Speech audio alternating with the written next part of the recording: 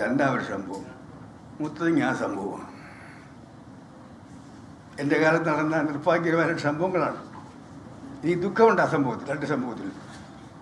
ശിവഗിരി സംഭവത്തിൽ ഈ ദുഃഖമുണ്ട്, മുത്തങ്ങ സംഭവത്തിലും ദുഃഖമുണ്ട്, അതിയായ ഖേദമുണ്ട്. 2001 ഞാൻ മുഖ്യമന്ത്രിയായി വീണ്ടും തിരിച്ചു വന്നപ്പോൾ എന്നെ ശാശ്വതാനന്ദ സ്വാമി എന്നോട് പറഞ്ഞു, കഴിഞ്ഞു മുഖ്യമന്ത്രി വീണ്ടും ശിവഗിരിയിലേക്ക് വരണമെന്ന് പറഞ്ഞു. അദ്ദേഹത്തിന് എന്നെ വിളിച്ചോട്ട് പോയി. യോഗത്തിൽ, ഉദ്ഘാടന യോഗത്തിൽ പ്രസംഗത്തിൽ ഞാൻ പറഞ്ഞു, കാര്യങ്ങൾ എന്തായാലും എൻ്റെ കാലത്ത് ഇങ്ങനൊരു സംഭവം ഉണ്ടായാലും എനിക്ക് ഖേദമുണ്ട് ഞാൻ പറയുകയും ചെയ്തു, ഖേദം പ്രകടിപ്പിക്കുകയും ചെയ്തു. രണ്ടാമത്താണ് മുത്തങ്ങ സംഭവം. അതും ഇന്നലെ പ്രാവർത്തിച്ചു. മുത്തങ്ങ സംഭവം കഴിച്ചിട്ട് അന്നത്തെ പ്രതിപക്ഷ നേതാവ് ഞാൻ ബഹുമാനിക്കുന്ന ആളാണ്, പക്ഷേ അദ്ദേഹം ചിലപ്പോഴൊക്കെ നല്ല കല്ലെടുത്തോളം പറയും. അദ്ദേഹം പറഞ്ഞു, അസംബ്ലി പ്രസംഗിച്ചതാണ്, JK ആന്റണിയുടെ പോലീസ് പഞ്ചസാരയും മണ്ണയും ചേർത്ത് ചുട്ടുകരിച്ചു 10 ആദിവാസികളെ. അവിടെ എന്താ സംഭവിച്ചത്? ആദിവാസികൾ കേരളത്തിൽ ഏറ്റവും കൂടുതൽ ഭൂമി കൊടുത്ത ഞാൻ നേതൃത്വമാണ്.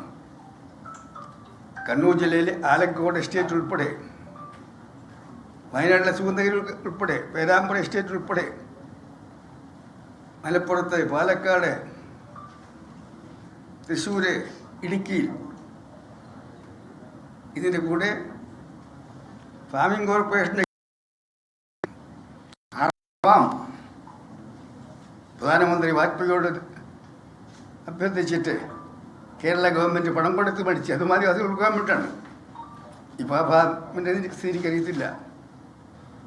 ഇടുക്കി ജില്ലയിലെ, പാലക്കാട് ജില്ലയിലെ അട്ടപ്പാടിയിൽ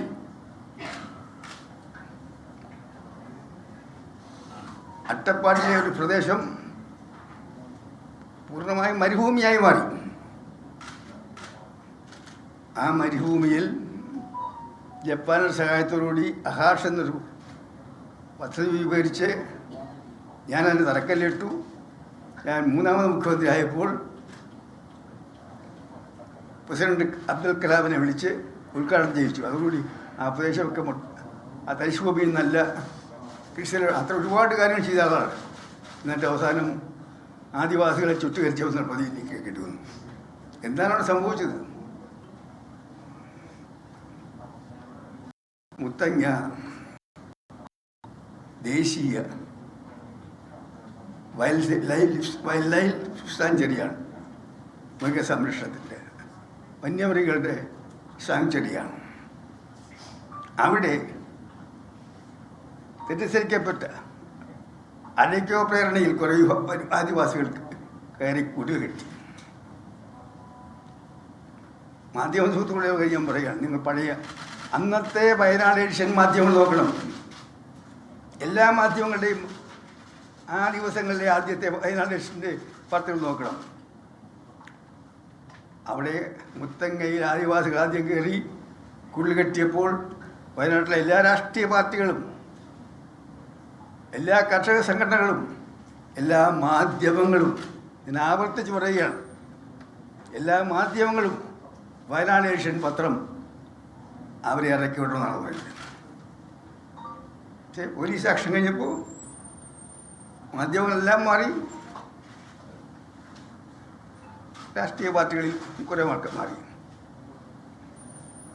അവിടെ സംഘർഷമുണ്ടായി, പോലീസുമായി ഏറ്റുമുട്ടി, ഒരു ആദിവാസിയും ഒരു പോലീസുകാരനും മരിച്ചു. ഡൽഹിയിൽ നിന്ന് വരെ ആൾക്കാർ അവിടെ വന്നു.